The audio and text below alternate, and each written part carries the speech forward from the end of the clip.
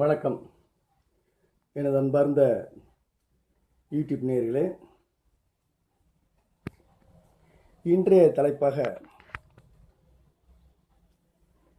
வாழ்க்கை நடப்பது விதிப்படியா விதிகளின்படியா என்ற தலைப்பை எடுத்துக்கொண்டிருக்கிறேன். நமது வாழ்க்கை நடப்பது ஆண்டவன் விதித்த விதிப்படியா அல்லது விதிகள் படியா? விதிகள் ரெண்டுக்கும் வித்தியாசம் நீங்கள் கரெக்டாக உணரணும். இந்த வீடியோவை ஸ்கிப் பண்ணாமல் முழுசாக பார்க்கணும். அதுவும் பர்டிகுலராக இளைஞர்கள் பார்க்கணும். ஏனென்றால் வாழ்க்கை நடப்பது விதியா விதிகள் படியா அப்படின்னு சொல்லும்போது ஒரு பட்டிமன்ற தலைப்பு மாதிரி இருக்குது. இது ஒரு பட்டிமன்ற தலைப்பாக வச்சு சாலமன் பாப்பையா இல்லை லியோனி இவங்களெல்லாம் வச்சு நடத்தினோம்னா எத்தனை பேர் பார்ப்பாங்கிறீங்க? ஒரு ஆள் பேசும்போதே அப்படியே போச்சுடா தெரியாதனமாக வந்துட்டோங்க அப்படின்னு சொல்லிட்டு ஓடிடுவாங்க. ஏன்னா இது தத்துவம், ரொம்ப டஃப் சப்ஜெக்டு. கொஞ்சம் இன்ட்ரெஸ்ட் உள்ளவங்களுக்கு தான் புரியும். அதனால் யாரும் இதில் ஆர்வம் செலுத்த மாட்டாங்க. இன்றைய இளைஞர்கள்லாம் எதில் ஆர்வம் செலுத்துகிறாங்க? சினிமா பாடல்களை பற்றி பட்டிமன்றம் வைக்கிறது, கம்பராமாயணத்தில் விஞ்சிருப்பது காதல் சுவையா காமச்சுவையா, இது போன்ற பட்டிமன்றங்கள் வச்சா நல்லா உட்காந்துக்கிட்டு கேட்குறாங்க. இது மாதிரி அறிவை வளர்க்கக்கூடிய தத்துவத்தை உணர்த்தக்கூடிய டாப்பிக்கில் பேசினா யாரும் பார்க்க ரெடி இல்லை. இப்போ இந்த யூடியூப்பே பார்த்தீங்கன்னா நிறைய பேர் ஸ்கிப் பண்ணிட்டு போயிடுவாங்க, எனக்கு தெரியும். ஆனால் ஒரு சிலராச்சும் இதை முழுசாக பார்ப்பாங்க. அவங்க பார்த்தா போதும். அதன்படி தான் நான் ஆரம்பிக்கிறேன். நான் பற்ற வைக்கிற தீ ஒரு இடத்துல பற்ற வச்சா கூட போதும். நல்ல வாய்ப்பு உள்ளவர்கள், ஆர்வம் உள்ளவர்கள் இந்த வீடியோ ஸ்கிப் பண்ணாமல் பாதியிலே எழுந்திரிச்சு போகாமல் ஆறாமரை கேளுங்க. அந்த சப்ஸ்கிரைப் பட்டன் ஒன்று இருக்கும் சிவப்பு கலரில், அதை அமுக்குங்க. பக்கத்தில் ஒரு பெல் பட்டன் வரும், அதை அமுக்கிக்கிங்க. பிடிச்சிருந்தால் லைக் போடுங்க, பிடிக்கலன்னா டிஸ்லைக் போடுங்க. கமெண்ட்ஸ் இருந்தாலும் கமெண்ட்ஸில் எதுவும் கேளுங்க, பதில் சொல்ல தயாராக இருக்கேன். பாராட்டும் விதமாக இருந்தால் பாராட்டுங்க. சரிங்க, இப்போ வீடியோக்குள்ளே போவோம். விதிகள் விதி ரெண்டுக்கும் வித்தியாசம் தெரிஞ்சுங்க. இங்கிலீஷில் இதுக்கு வேறு வேறு வேர்ட்ஸ் இருக்குது. ஃபேட் அப்படின்னா விதி, விதிகளுக்கு loss,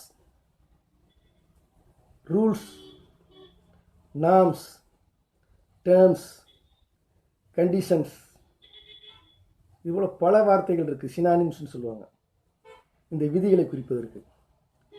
law of physics, law of chemistry, law of biology, man made laws, நாட்டை ஆள்றதுக்கு விதிகள், அதுக்குள்ள ரூல்ஸ், இப்படி எவ்வளோ இருக்குது. ஆனால் தமிழில் விதிகள் விதி எல்லாமே ஒரே வார்த்தை தான், ஆனால் அர்த்தங்கள் வேறு. ஆக இப்போ நம்ம விதிப்படியா விதிகள் படியாகும்போது விதி என்பது என்ன அதை புரிஞ்சுக்கணும். நம்ம தமிழில் சொல்லக்கூடிய இந்து மதத்தின்படி விதி என்பது என்ன? விதி என்பது என்ன? விதிக்கப்பட்டது, ஆண்டவனால் விதிக்கப்பட்டதுன்னு ஆத்திகவாதிகள் சொல்லுவாங்க. பகுத்தறிவாதிகள் நடக்கிறது நடக்கும் அப்படிம்பாங்க.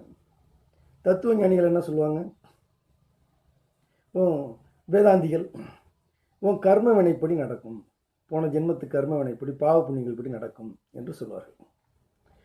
இப்படி இருக்கிறச்ச விதி என்பது என்றால் ஒட்டுமொத்த கருத்து, நமது வாழ்க்கை இங்குதான் பிறக்க வேண்டும், இன்ன பெயரோடு வாழ வேண்டும், இன்ன வேலையை பார்க்க வேண்டும், இன்ன மனைவியை கல்யாணம் பண்ணிக்கணும், இத்தனை பிள்ளைகள் பிறக்க வேண்டும், இப்படி வாழ்ந்து இந்த இடத்துல இந்த விதமாக சாக வேண்டும் என்று விதிக்கப்பட்டிருப்பது விதி. விதியின்படி வாழ்க்கை நடக்கிறது. சரிதானுங்களா? இதுதான் விதிப்படி வாழ்க்கை நடக்கிறதுங்கிறது. உண்மையில் அப்படி நடக்குதா? அது உண்மையா?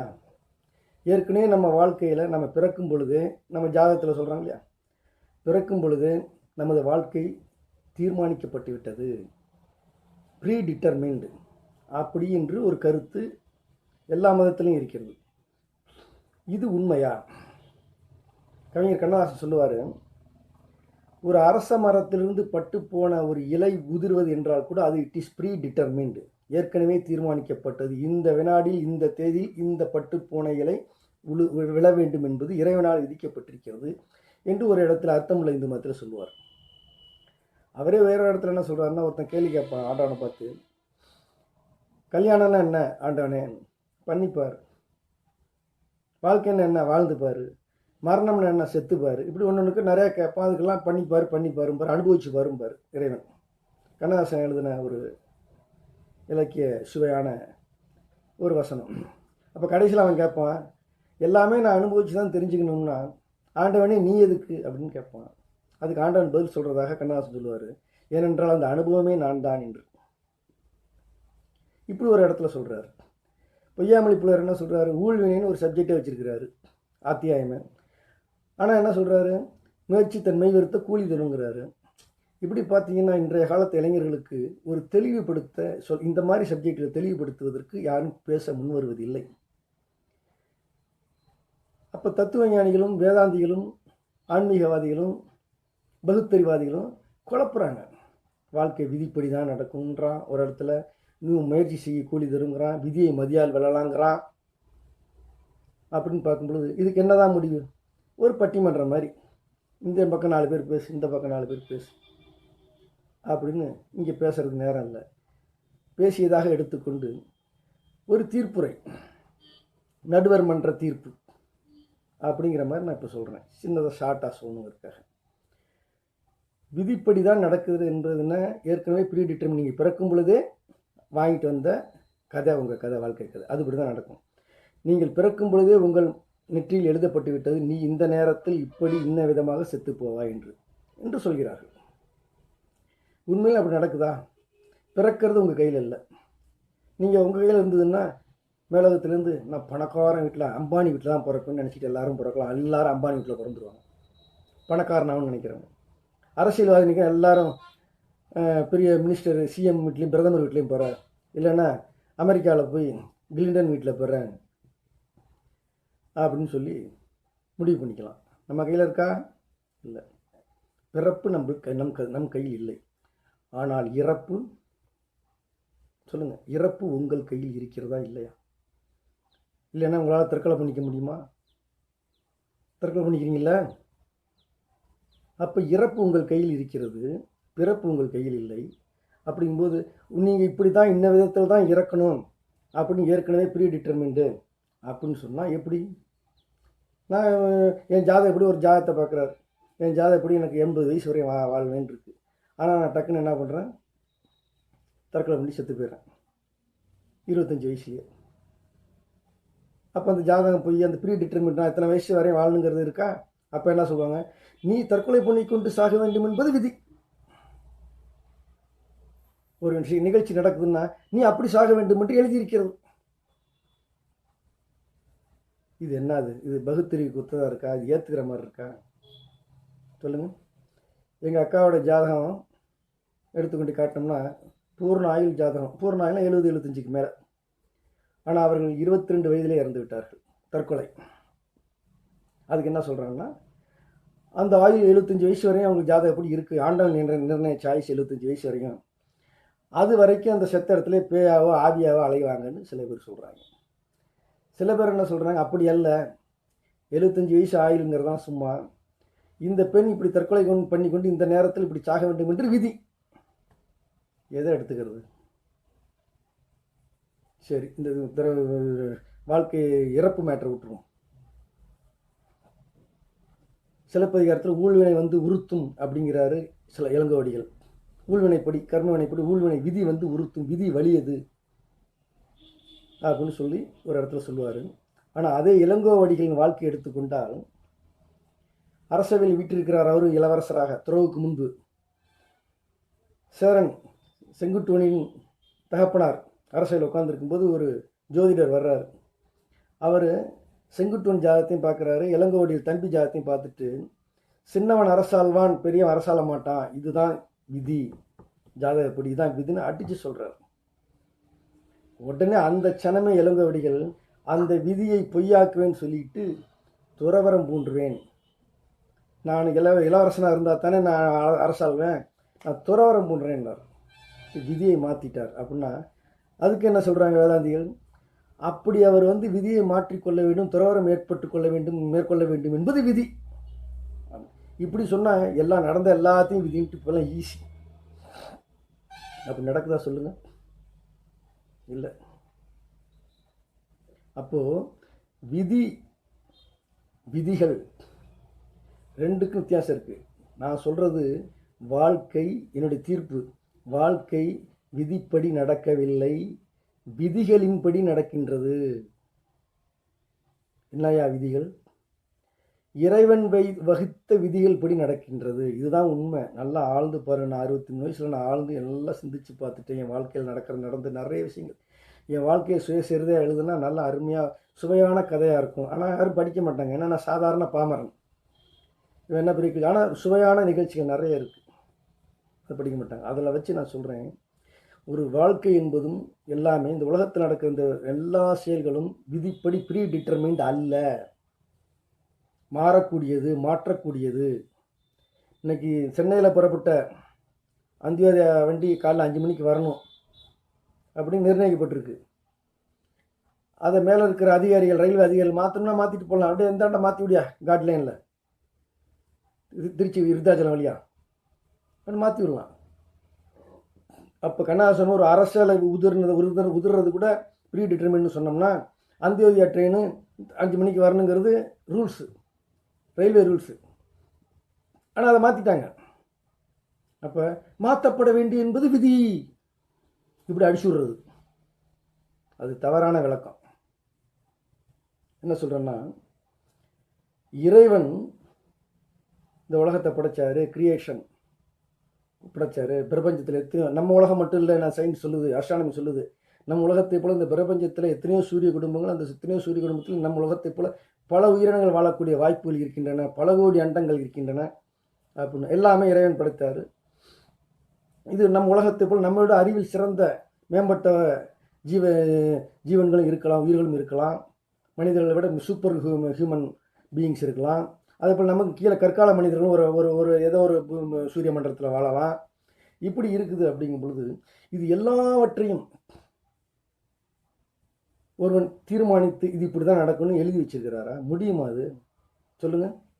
இன்னைக்கு ஸ்டோர் ரூம் போகிறேன், எங்கள் டஞ்சன் ரூமு பாசெல்லாம் போட்டு வச்சுருக்காங்க, ஒரே கொசு இருக்குது. கொசு மேட்டை எடுத்துகிட்டு அடித்து கொசு கொஞ்சம் காலி பண்ணிட்டு எடுத்துகிட்டு போகிறேன். கண்ணாசன் கருத்துப்படி அங்கே பார்க்கும் பொழுது இன்றைக்கி கொசு மாட்டை எடுத்துகிட்டு வர்றான். அங்கே 100 கொசு, 131 கொசு கிடக்கு. இதில் 100 கொசு சாகணுங்கிறது விதி, 31 கொசு தப்பிக்கணுங்கிறது விதி அப்படின்னு இறைவன் எழுதி வச்சுருக்காரா? நீங்கள் கூட்டுறீங்க தண்ணி, ஒரே எறும்பு, ஒரு தண்ணி எடுத்து ஊற்றுறீங்க, அதில் எத்தனை எறும்பு டாய்லெட்டுக்குள்ளே போகுது, எத்தனை எறும்பு கரையேறுது, அது இறைவன் நிர்ணயிச்சிருக்காரு, ஏற்கனவே எழுதி வச்சுருக்காரு. முடியுமாங்க அது? ப்ராக்டிக்கலாக அது? இறைவன் சர்வ வல்லமை படைத்தவர், அவரால் முடியும். இந்த எறும்புகளுக்கே இவ்வளோ கணக்கு, இன்னும் அந்த கோடான கூடிய அண்டங்களில் உள்ள ஒவ்வொரு உயிருக்கும் எழுதிக்கிட்டு, ஒரு மனுஷன் எழுதிக்கிட்டு எல்லாத்தையும் நடத்திக்கிட்டு அவர் சொன்னபடி தான் நடக்குது, அவர் இஷ்டப்படி தான் நடக்குது, எல்லாத்தையும் கதை மாதிரி எழுதி வச்சிருக்கிறார். அப்படின்னா இது ஒத்துக்கிற மாதிரி இருக்கா? It is never possible. என்ன இருக்கணும்? பகுத்தறிவோடு யோசிச்சு பாருங்க. விதிகள் தான் இருக்கணும், விதி இருக்காது. விதிகள்னா என்ன? Mathematics, calculations. 4னா 8, 4 பேனாவை இன்னொரு 4 பேனை சேர்த்தா 8 தான் ஆகும். That is the mathematical law, rules. மேட்லேருந்து தண்ணியை ஊற்றுனீங்கன்னா அது கீழே வரணும், gravity of earth. It is a law of physics. அது ஒரு condition.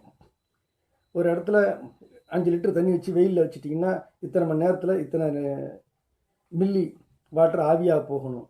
It is a physical condition. அந்த கண்டிஷன் படி வெயில் அடித்தா ஆவியாக தான் ஆகும். So God has made rules and regulations. இது இப்படி தான் நடக்கணும்னு விதிச்சிடுறாரு. விதிச்சுட்டு அந்த விதிகள் படி அந்த எழுதி கொடுத்தப்பட்ட அந்த இயற்றப்பட்ட விதிகள் படி, எப்படி நம்ம சட்டம் இருக்குது நாட்டுக்கு, அந்த விதிகள் படி அது பாட்டுக்கு நடக்குது. அந்த விதிகளை மாற்றவும் முடியும் சற்றே. இன்னைக்கு அமெரிக்காவில் டெக்சாஸ் மாநிலத்தில் ஒரு பட்டர்ஃப்ளை, ஒரு வண்ணத்து பூச்சி சிறகடிக்கிறது என்று சொன்னால் அதனுடைய தாக்கம் சீனாவில் மஞ்சள் ஆற்றில் தெரியும் என்று சொல்கிறார்கள். தொடர்பு, ரூல்ஸ்.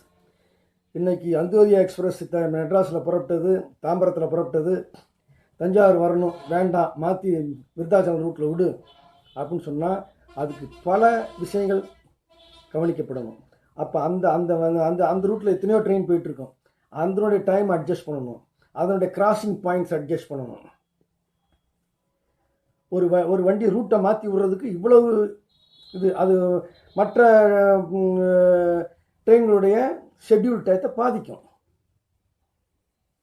ஒரு சாதாரண ட்ரெயின் அப்படி மாற்றி விடுறதுக்கு அதுக்கு பல பேர் இருந்து, சரி அந்தியோதயா வருது, அப்போ இதே நேரத்துக்கு பாண்டியன் வருது அல்லது வைகை வருது, அது அங்கே நிறுத்து, இது இங்கே நிறுத்து. இப்போ பாண்டியன் அங்கே நிற்குதுன்னா அது அங்கிட்ட அந்த வைகை அப்படி போடு, இது கொஞ்சம் லேட்டாக கிளப்பு, இது இந்த இடத்துல வாங்கி போய் கிராஸ் பண்ணுற மாற்றுன்னு எவ்வளோ திட்டங்களுங்க. ஒரு சின்ன ஒரு விதியை மாற்றுவதால் எவ்வளவு, ஒரு சின்ன ஒரு விதி அந்தியோதயா மெயின் லைனில் போகாமல் தஞ்சாவூர் வழியாக போகாமல் விருத்தாச்சலம் மாற்றினோம்னா அதுக்கு எவ்வளவு பாதிப்புகள், எவ்வளவு மற்ற விதிகள், மற்ற ட்ரெயின்களை விதிகளையும் மாற்ற வேண்டியா இருக்கும்.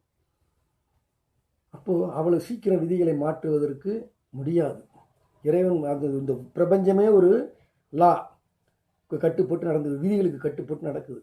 அதில் அந்த விதிகள் படி ஒன்று இருந்தால் இன்னொன்று தொடர்பு இருக்கிறது. இங்கே பட்டர்ஃப்ளை எடுத்தால் அதனுடைய எஃபெக்ட் மஞ்சள் ஆட்டில் தெரியும், பட்டர்ஃப்ளை எஃபெக்ட்டும்பாங்க. அதுபோல் விதிகளால் நிரம்பப்பட்டது. இந்த விதிகளை ஏற்படுத்திய இந்த உலகத்தை, இந்த பிரபஞ்சத்தை, இந்த கோடான கோடி அண்டங்களை படைக்கும் பொழுது விதிகளையும் படைத்து இது இப்படித்தான் இயங்கணும்னு வச்சுட்டான்றான். நம்ம அதில் இருந்துக்கிட்டு இருக்கோம், அதில் வாழ்ந்துக்கிட்டு இருக்கோம். அந்த விதிகள் படி நம்ம வாழ்க்கை அமையுது.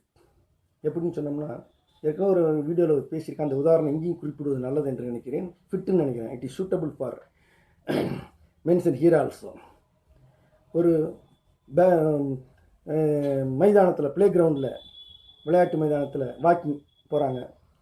முன்ன உள்ள ஒரு 10 கிலோமீட்டர் ஸ்பீடில் நடந்து போயிட்டுருக்காரு, நான் பின்ன 5 கிலோமீட்டர் ஸ்பீடில் நடந்து போயிட்டுருக்கேன்னா அவரை எந்த இடத்துல கிராஸ் பண்ணுவேன் அல்லது எந்த இடத்துல அவரை பிடிச்சி பைபாஸ் பண்ணி தாண்டுவேன் அந்த வட்டத்தில் அப்படிங்கிறது it is a mathematical calculation. Speed and distance, அந்த இடத்துல கரெக்டாக அவரை பிடிப்பேன். இட் இஸ் விதிகள், விதி இல்லை, விதிகளின்படி அந்த இடத்துல தான் அவரை பிடிப்பேன், அந்த இடத்த கிராஸ் பண்ணி போவேன். அதை நான் மாற்றிக்கலாம். அவர் 10 கிலோமீட்டர்னா நான் ஒரு 8 கிலோமீட்டர் ஆகலாம், அந்த இடம் மாறும், நான் சந்திக்கிற இடம் மாறும். அவர் 5 கிலோமீட்டர் ஸ்பீடில் கொஞ்சம் வேகமாகிட்டா இன்னும் அது மாறும். ஆக டிட்டர்மெண்ட் இல்லை, ப்ரீ டிட்டர்மெண்ட். இந்த இடத்துல இத்தனாவது போஸ்ட்டில் தான் அவரை நான் பிடிப்பேங்கிறது ப்ரீ டிட்டர்மெண்ட் கிடையாது. இத்தனாவது போஸ்ட்டில் அவர் 10 கிலோமீட்டரில் ஸ்பீடில் முன்னாடி போயிட்டுருக்காரு, நான் 5 கிலோமீட்டர் ஸ்பீடில் போகிறேன்னா இத்தனாவது தந்தி கம்பத்தில் அவரை நான் பிடிப்பேன் என்பது கால்குலேஷன், விதி இல்லை. அது இப்படி தான் நடக்கணும்னு கட்டாயம் இல்லை. நான் மாற்றலாம் ஸ்பீடை, அவர் ஸ்பீடை குறைச்சா அந்த தந்தி கம்பம் 8வது தந்தி கம்பம் வருது, அவர் ஸ்பீடு அதிகரித்தார்னா 10வது தந்தி கம்பம் ஆகலாம். நான் ஸ்பீடு அதிகரிச்சேன்னா, இன்னும் அதிகரிச்சேன்னா 8வதுங்கிறது 7வதாக மாறலாம், இல்லைங்களா? இந்த அளவுக்கு சாய்ஸ் நமக்கு இருக்கிறது. ஆக வாழ்க்கை என்பது விதிகளின்படி நடக்கின்றது. அதனால தான் ஒரு படத்தில் பொன்மகள் வந்தால்னு ஒரு படம், சிவாஜி கணேசன் படம், அதில் ஒரு பாட்டு வரும், விதி என்று ஏதும் இல்லை வேதங்கள் வாழ்க்கை இல்லை, விதி என்று ஏதும் இல்லை வேதங்கள் வாழ்க்கை இல்லை அப்படின்னு சொல்லி உன் அறிவை கொண்டு மேலே மேலே முன்னேறு அப்படிம்பாரு சிவாஜி கணேசன் பாடுற மாதிரி ஒரு தத்துவ பாடல். அதே போல் ப்ரீ டிட்டர்மின்டுன்னு எதுவும் இல்லைங்க. உங்கள் மரணமே உங்கள் கையில் இருக்கிறது, வாழ்க்கையும் உங்கள் கையில் இருக்கிறது. ஆனால் அது ஒரு விதிகளுக்கு உட்பட்டு நடக்கிறது. அந்த விதிகளின்படி நீங்கள் நடந்து கொண்டால் என்ன நடக்குமோ அது நடக்கும். எதை விதைச்சிங்களோ அது தான் அறுவடை பண்ண முடியும். அதனால தான் நம்ம முன்னோர்கள் என்ன சொன்னாங்க, நல்லதே நினை, பாசிட்டிவாக நினை, பாசிட்டிவாக திங்க் பண்ணு, நெகட்டிவாக திங்க் பண்ணாத, பேசும்பொழுது நெகட்டிவாக பேசாத. உன்னுடைய திட்டங்கள், உன்னுடைய மூளையிலேருந்து போடுற பிரெயினில் போடுற திட்டங்கள், உன் செயல்பாடுகள் எல்லாமே ஒரு முன்னோக்கிய திட்டத்தின்படி, ஒரு உயர்ந்த நோக்கத்தின்படி அமையுமானால், அந்த இயற்கையினுடைய விதிகளோடு அவைகள் ஒற்று போகுமானால் நிச்சயம் நீ ஜெயிப்பாய், நிச்சயம் உன் லட்சியத்தை நீ அடைவாய். இது எந்த சந்தேகமும் இல்லை. இதைத்தான் வள்ளுவர் பொய்யாமொழி போல சொன்னார், மெய்வருத்த கூலி தரும் முயற்சி அப்படின்ட்டு. மற்றபடி எனக்கு இந்த பொண்ணு தான் வாழ்க்கையில் நிச்சயப்பட்டிருக்கு, வேறு தலையெழுத்து இதுதான், இந்த பொண்ணோட தான் வாழணும்னு சொர்க்கத்தில் நிச்சயிக்கப்பட்டிருக்கு இல்லை. மனைவி அமைதெல்லாம் இறைவன் கொடுத்த வரம், அதெல்லாம் சொல்கிறாங்களே ஒழிய இல்லை. உங்களால் மாற்றிக்கொள்ள முடியும்.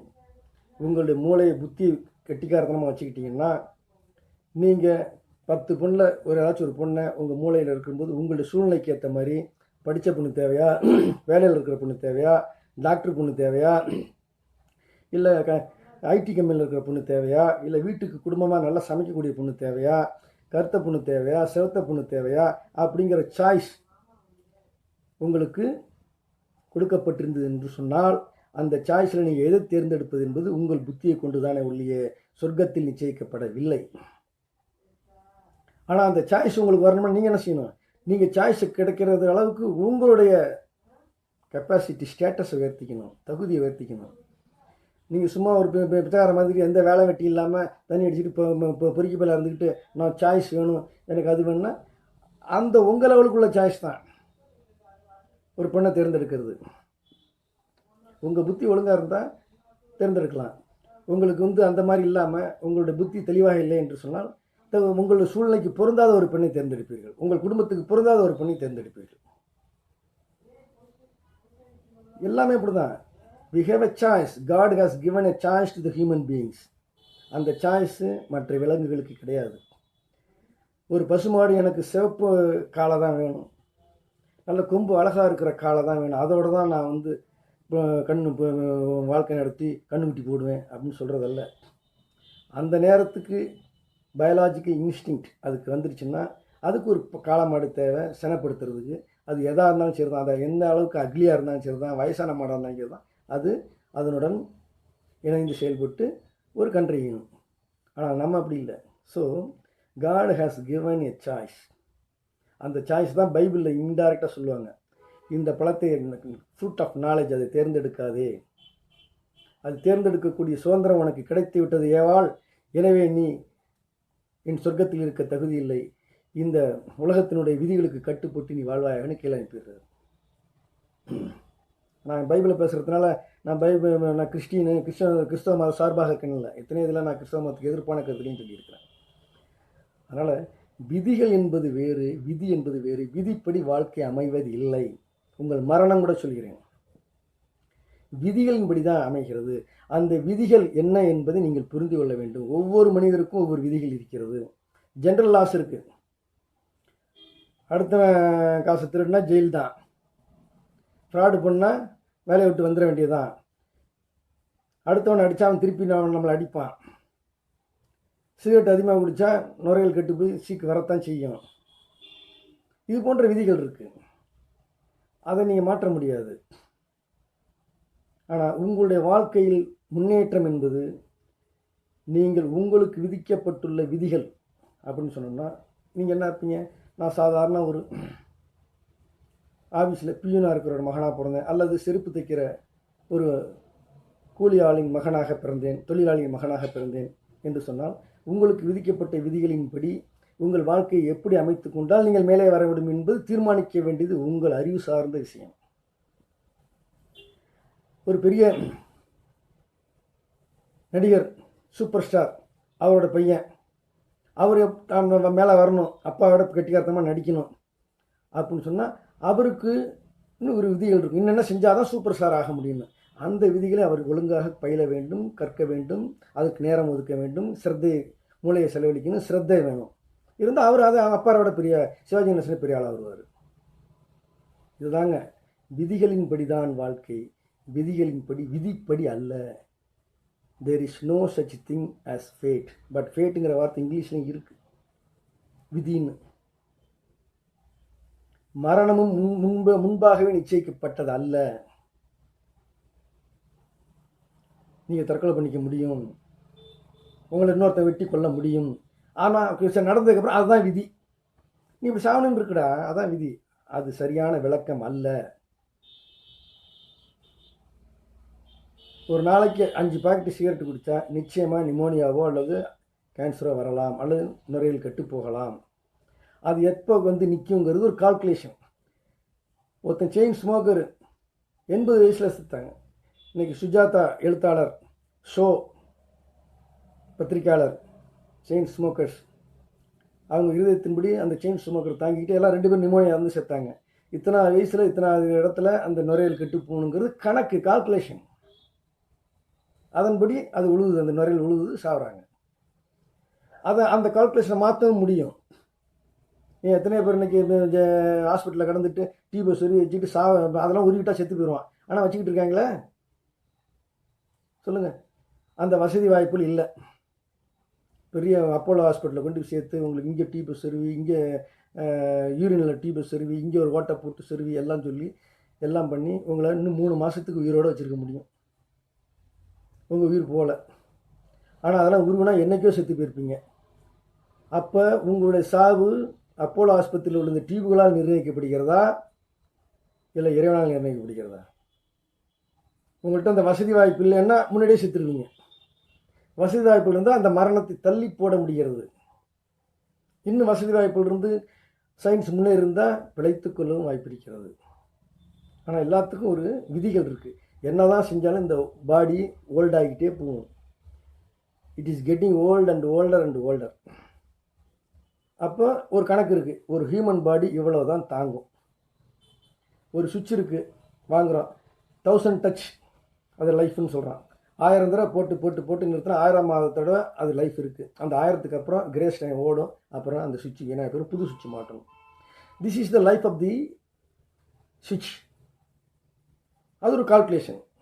அதுபோல் தான் மனித வாழ்க்கையும் கால்குலேஷன் படி தான், மேத்தமேட்டிக்கல் கால்குலேஷன். எவன் தன்னுடைய இதில் அதனால சொன்னான், இறைவன் போட்ட கணக்கு முடிந்து விட்டது, விதின்னு சொல்ல. உன் வாழ்க்கை கணக்கு அப்படிங்கிற பதம் தமிழில் வந்துச்சு.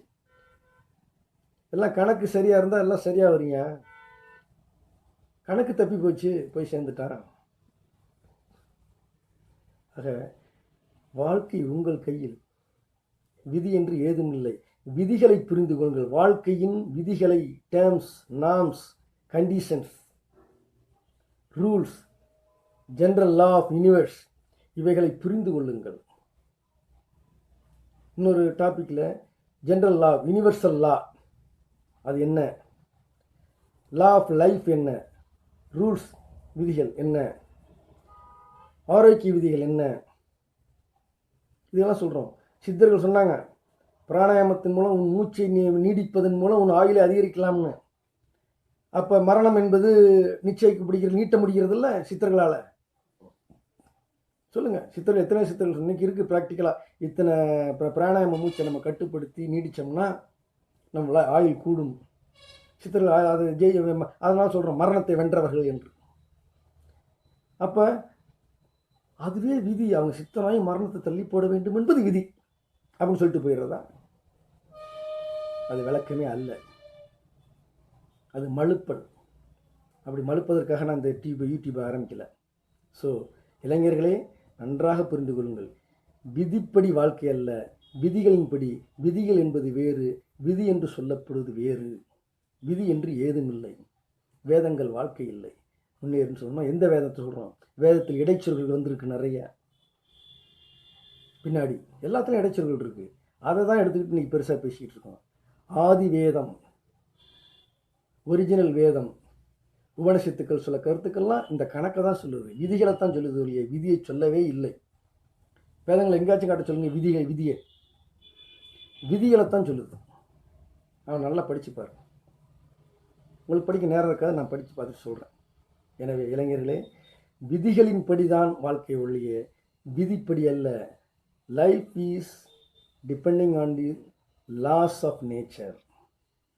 Life is not depending as determined as per our fate என்று சொல்வது false. Life is not by fate but by laws. இதுதான் உண்மை. எனவே நேயர்களே, இதை புரிந்து கொள்ளுங்கள். மற்றும் ஒரு வீடியோவில் நான் உங்களை சந்திக்கின்றேன். இந்த வீடியோ நல்லா இருந்தால் லைக் போடுங்க, பாராட்டு தெரிவிங்க. மேலும் மேலும் நான் பேச ஏதுவாக இருக்கும். சப்ஸ்கிரைப் பண்ணுங்கள், பெல் பட்டன் அமுக்குங்க.